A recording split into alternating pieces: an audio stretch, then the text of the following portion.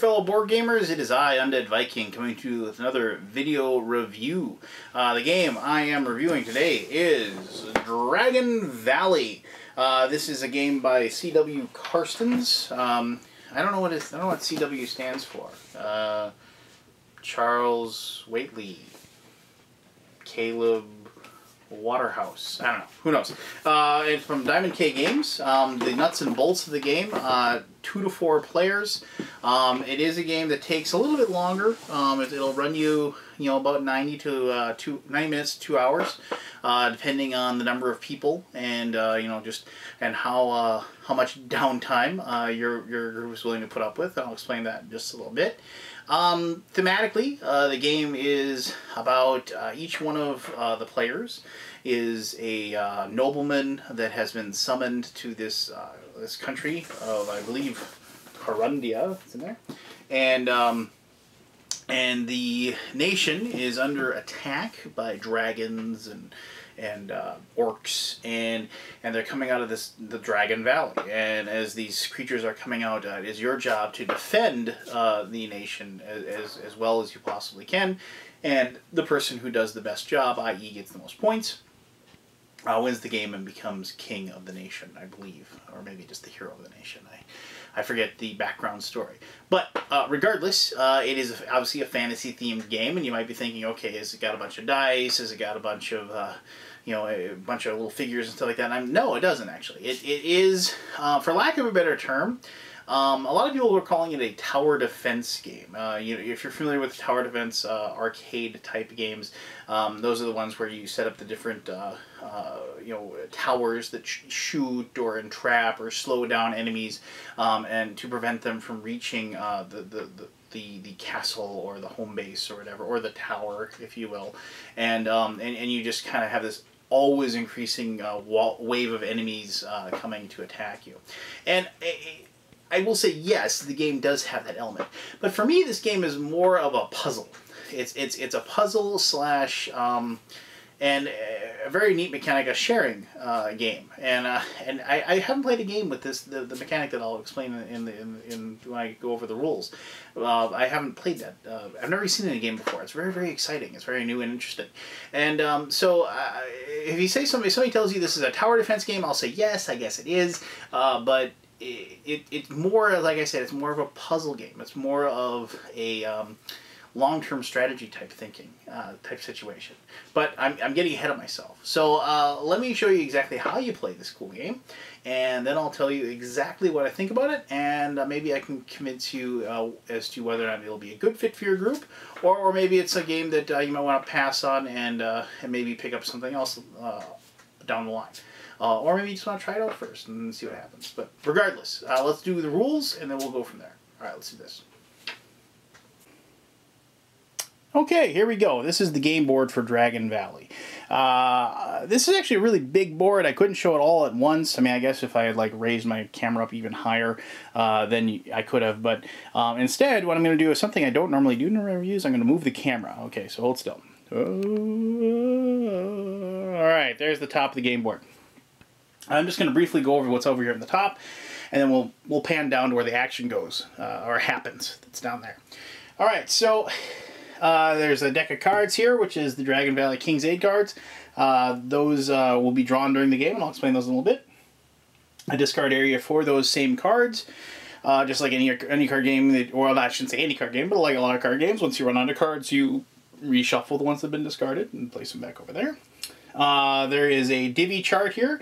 That's just something to help you, remind you how the game works. It's the main mechanic of the game, the divvying and the sharing of the items that you draw, and I will explain that, of course, in just a few moments. And also here we have the turn order, which is exactly like it's in the rulebook, but they're nice enough. They had extra space on the board, and they're cool enough to put that on there, and I always like that. As long as it doesn't intrude on the artwork and the immersion, if it's a thematic game, it's always nice to have that there so you can just see it and say, oh, I don't have to dig out the rulebook, and I can just point out right there, see, you do that first, kind of thing. All right, so here we have the score chart. The score chart goes from -5 to 30. You can get negative points in this game even though you start at 0. You get negative points because of the fact that when things happen that are bad, such as having your castle invaded by enemy troops, or even actually letting troops get too far into your lands. Normally when you kill a creature, or you kill it and manage to take it off the board, you get points. And you get more points the closer or farther up in your land, because the monsters, like if this is your area, the monsters start here and they work their way down. If you can kill them up here, they're worth 2 points. If you kill them in these lines, they're worth 1 point. And if you kill them in either here or here, they're worth -1 point. Now you might say, well, I don't want to kill them in that point. Well, if they get to your keep, which is where all your units and where you're located, you lose even more points. You can't ever have your keep like destroyed or anything. They can't ever like kill you and knock you out of the game. But you know, for all intents and purposes, you're not going to win if you keep letting things get too close and keep attacking you. Now, I'm just going to point out one other thing really quick before we move down and show you the main area of the board.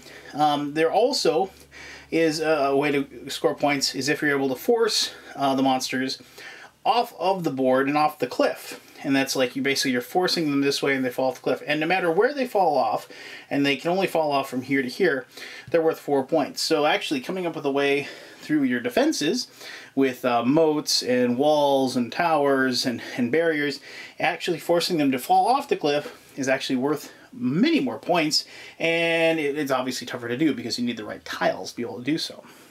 Alright, let me just pan down here real quick, and I'll give you a good idea of how this works. Alright, so in the middle of the board you can see that there's these 9 tiles sitting there. Those are drawn before the game and placed face down. Nobody can see what those are. One of the best ways to score points in the game is to move into the center of the Dragon Valley and lay siege to a portion of the Dragon Valley in an attempt to defeat it. Now, you may have noticed these purple cubes over here. Well, there's something cool. Let me just say, like, I'm a player and I attack and I draw this tile. I flip this over. I say I'm going to invade the Dragon Valley and I'm going to flip this over, and I look at it. Now, here you're going to see it just says Orc Outpost on the bottom, and you can see there's this little 14, means there's 14 points. All right. You can also see there's a couple spaces for white cubes over here, and there's a couple spaces for yellow cubes up here. Now those signify the different units that you can recruit and have join your army, and hopefully you can get those said units up and into the Dragon Valley, and they can take these spots on the little tile. And if you're able to fill all of these, and with the correct colors, you're able to claim this, and you've defeated the Orc Outpost, and you get those points. Now, unfortunately, what can happen is that you can actually fill up a lot of these, and if another player is able to get their units up here and jump this, and they can actually take this from you, and also then take points away from you, and even though you may have done most, if not all, of the work. However, you'll notice that this little spot with a purple cube. Now, one of the King's Aid cards that you can draw allows you basically to put a purple cube right there. And this purple cubes are used for a lot of things. They're basically used for markers in the game. And if you're able to do this, you're able to say nobody else can actually invade and take that and take spots away from you and earn points that you have done all your hard work for and have somebody steal from you. So that's how these work. Now, these are, as I said, random, and I don't know there's some of these that actually don't have anything on them. There's an Orc Stronghold or Tower. Ah, there we go. So, like, maybe you go up there and you say, I turn one over, and nothing. Great, nothing. But, so unfortunately, that might happen. And like I said, those are completely random, and there's only 9. So, I mean, the same 9 are used every single time, but you don't know where they are. All right. Now, as I said, these are the 4 different spots the players have, and these are their lands. And you'll notice that there's these 3 different colors. There's orange, yellow, and green. And that's because there are different colored things that you can create and build. Let's, for example, like here we have a tower. And you can see that that's green and yellow. So where do you think that goes? Oh, maybe where green and yellow is. Now, if you have a completely green one, like this moat arc wall, and this is a very good piece actually, because you notice that the 3 cube colors up here, those are all 3, that's battering rams, orcs, and dragons. And the little arrow says that they're basically pushing. They'll push all of them over. So if you can somehow get 3 of these set up, any monsters that attacked you would automatically just get shoved off to the side and they'd fall off the cliff. But that can only go on a green one. So, you know, so you can just put that one there. And finally, here's an orange one. That's a scout house, and this is orange. So you notice they can only go ones that have orange. So it can go in any one of these 3. And now I know this one has the 2 colors. There's also ones that are just yellow as well, such as this, the Fletcher. And now the Fletcher could actually go either here, and it doesn't have to actually completely and totally match the color as long as it's there. So that's how the different colors and everything work as far as the different areas of your territory that you have. All right, now this is like, I'm going to show you pretty much the only mechanic of the game, which is the divvying and the sharing. Now, depending on the number of players you have, you will draw a certain number of cards, cubes, and tiles. Now, let's just say, and so with a 2-player game, it's 3 tiles, it's 4 cards, and 5 cubes. In a 3-player game, it's 4 tiles, 5 cards, and 6 cubes. And in a 4-player game, you go back to 3, 4, and 5, but what happens is that you basically divvy up into 2 teams of 2, and one person draws the 3, 4, 5 of those 2 teams of 2, and then they share with the other one. Now, how does the sharing work? Okay, it's pretty simple. So let's just say I'm playing a 2-player game. So we draw 3 of these, 3 tiles, and we get the dungeon, the Fletcher, and the scout house. All right, and now we go to our cards, and we draw 4 cards. Now, cards, like any other game, a lot of different abilities and basically ways that you use to break the rules.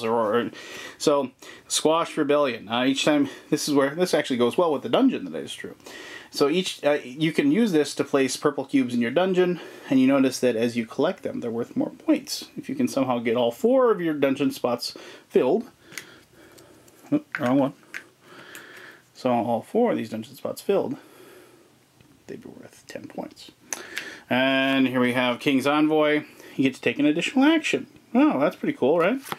And then Blessing. Oh, you can choose one of your units, and that unit will not be destroyed. That's important because a lot of times when certain monsters and certain good guys meet, it'll say both are destroyed, which means that basically your unit would live and the other one, and then it would still kill the other one. And special units, special events phase, the Smite. If there's an enemy unit in your barony, including the Mountain Pass, this card destroys 1 before your actions. So you don't get to score it, but you're able to take 1 out. So if there's a dragon that you're worried is going to breathe fire and kill a bunch of your stuff, you can use that card to kill things. Alright, so then we have those 4 cards, and now the cool stuff. We get to draw 5 cubes. Alright, 1, 2, 3, 4, 5. Alright, I didn't draw any bad guys. That's weird. The white ones are knights, the blue one is an archer, and the yellow one is a trebuchet. But I should just see if I can find some of the bad guys here, just so you can see what those look like. And for the purposes of this review, there's these battering rams are black, orcs are green, of course. Orcs are always green. And let me see if I can find a big bad red dragon there. So let's just, for the sake of this review, say that I got 2 knights and 3 bad guys. There. So those were the 5 cubes I got, and here were the cards and these building tiles as I specified. Now, as I drew them, I have to decide what I'm going to pair together. Well, let's put the dungeon and that Squash Rebellion card together, because those work really well, work well together. I mean, those are pretty nice if I got those. But I kind of want those, so I'm going to have to make that bad to take. So I'm going to put the dragon and the orc with that. Now, on the other side, I'm going to go ahead and put... I want an extra action, so I'm going to put that card over there. But I'm going to put Blessing and Smite over here. So, and now, let's go ahead and... The Fletcher makes archers better, but there's no archers yet. So I'm going to put that over there. And the Scout House actually allows you to look at one of those tiles that's in the middle. Those normally wouldn't be open right now and be able to be seen. But, you know, that's a long-term situation. So I'm going to go ahead and put that over there. I'm going to put the battering ram, a knight, and one knight. So hopefully, now when I turn over to my friend and I say, all right, pick one, they're going to look at this and they're going to say, well, I don't want to deal with a dragon. Those guys stink. And orcs, I mean, those guys are tough too. I mean, this one, yeah, you know what? I think I'm going to take this one just because I don't want that. So then I get to take that one, and that's the divvying, you know, the sharing. You know, it's like that old, I'll cut the cake in two, and you pick which side you want. Or, you know how your mom, or like you saw on Sesame Street and what have you, those age-old story lessons you learned when you were young.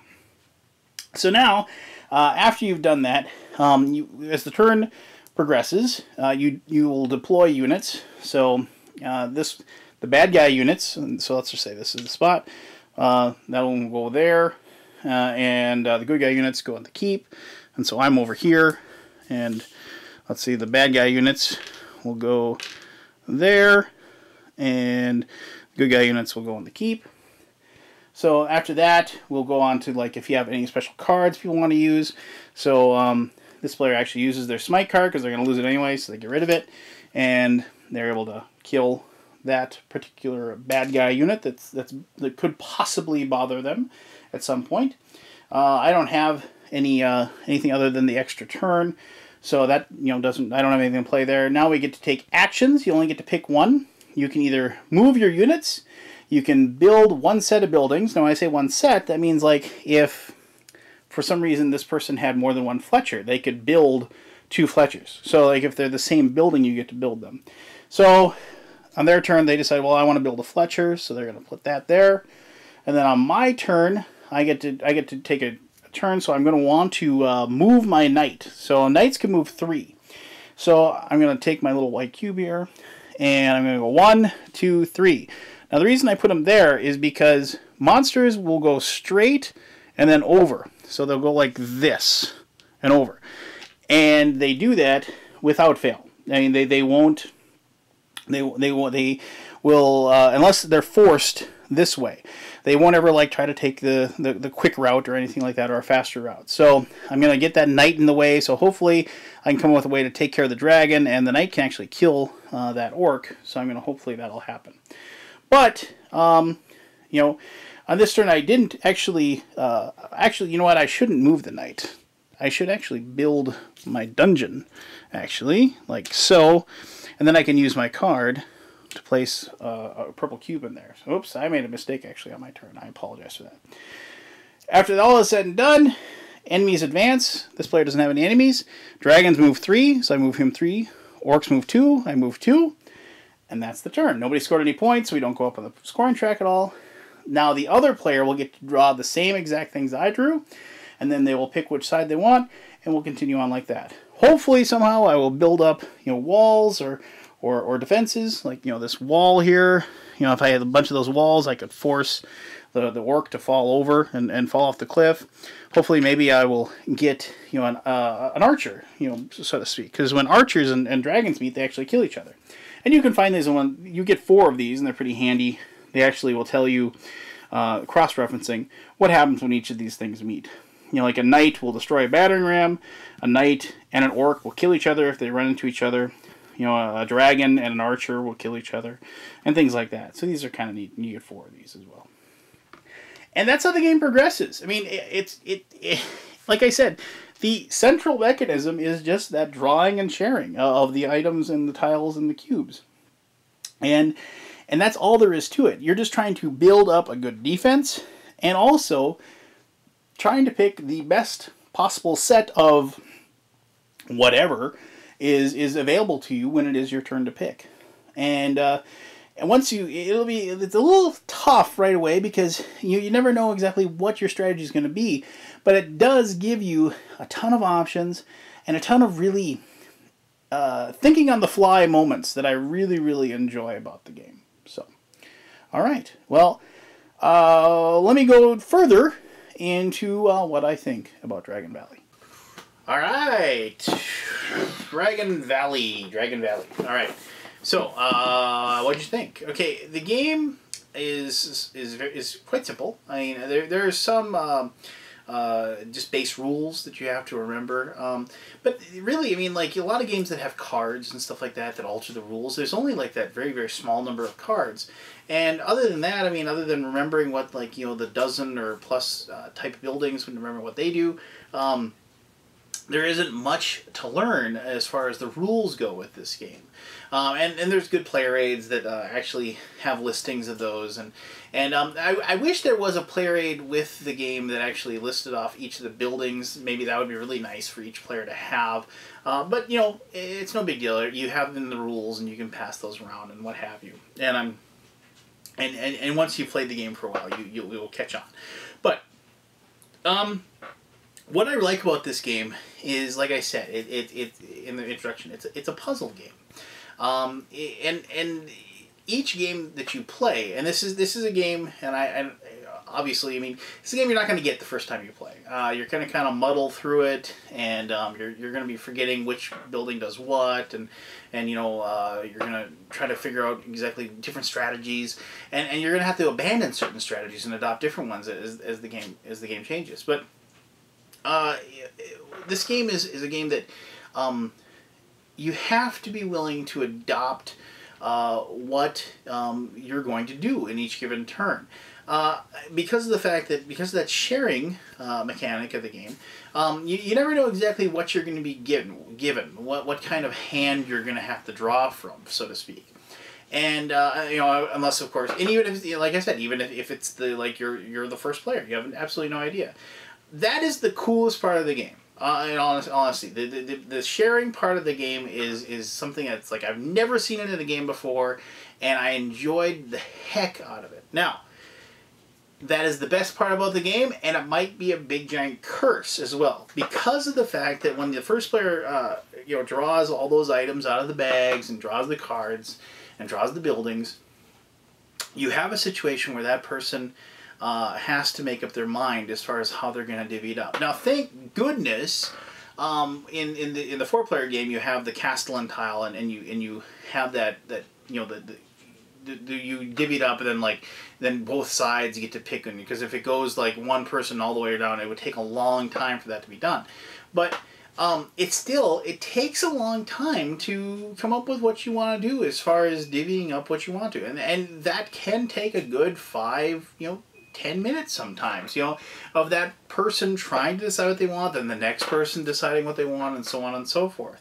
And people that really detest downtime in games might have a bit of an issue with this game, which is a shame, because the game is a lot of fun, and the game is challenging, and the game is very very interesting, and I really enjoyed playing the game.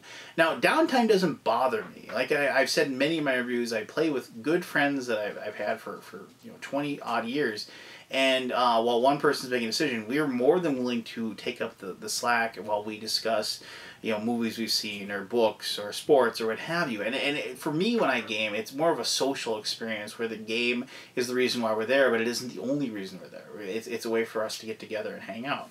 Now, I would strongly suggest, and I've heard of people doing this, to have some sort of a timer. If you're going to play the game and downtime's a big problem, and you can't be like 30 seconds go. I mean, give the person a couple of minutes to make up their mind. I've had some people say that they'd rather just draw everything randomly and divvy it up randomly. I don't know. First of all, I don't even know how you do that, and even come up with a really good way of doing it. And secondly, the central mechanic of the game is the sharing, and it is the whole I cut the cake in half and you pick which side you want. I mean that's the central mechanism of the game, and if you're gonna do something random like that, you're kind of just tearing the guts out of the game. Now, I really enjoy tower defense type games, even though I kind of detest them away because it's one of those games where you can never win, and I really enjoy the strategy of trying to set up different defenses to maybe shove people off the cliff or funnel everything down in a certain area. But it seems to me, and it's always been my experience when I've been playing this game, everybody tries to just get to the top to try to take those tiles. And it makes sense because those tiles, have such a good victory point turnout, for taking them over. And it seemed to me that whenever we played, that's what the game became. We tried to make sure that the monsters didn't come and smash us and knock our victory points down, and so we had a rudimentary defense for that. But the vast majority of the game was us trying to shove our knights and our foot soldiers and so forth up into the valley as fast as humanly possible and kind of racing against each other to do that so we can get those tiles. But that made it for a fun game for us because it was kind of a race. It was kind of a situation where you're trying to come up with the best combination, and also by the same regard, when it came time to do your sharing, you were maybe making suboptimal choices because you wanted to just hammer the next person as far as what they were going to get. It would screw up the movement of their armies up towards the middle, and it's things like that that have really made the game shine for my group. Now, I do think, regardless to anything, I think the game overstays its welcome a little bit too long. I think it lasts, it can last about 2 hours, and I think 2 hours, this game isn't a game that should be 2 hours long. I mean, because of the fact that the most awesome part of the game is the sharing, then, and the rest of it kind of slides down a hill from that point.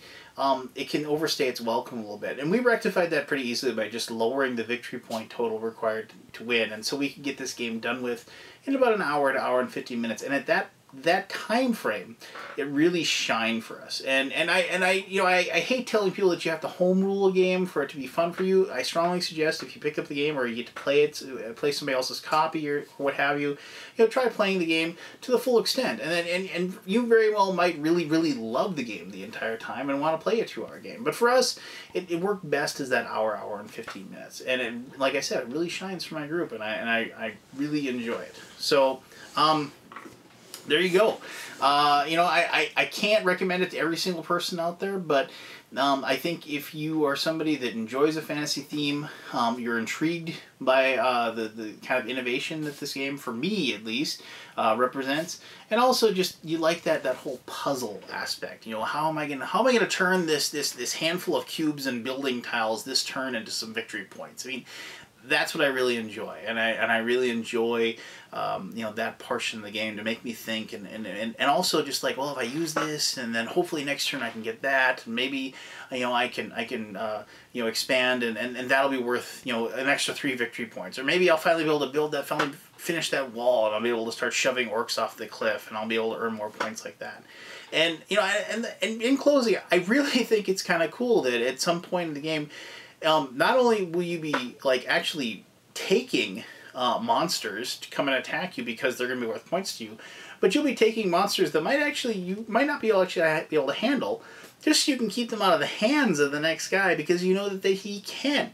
And so you're actually willingly accepting the fact that you're going to be kind of damaging yourself or having to totally redirect your own strategy just so you can keep points out of somebody else's hand. I really like that. I like that idea that you're kind of falling on the sword a little bit, just to make sure that nobody can just reach in and get some easy victory points. But anyway, Dragon Valley, check it out, see what you think, and if you have any questions or comments, as always, you can leave them below, and I'll answer them as quickly as I possibly can. And I really, as always, I really appreciate you taking the time to watch this review thing that I do. So, well, until the next video review, this is Undead Viking.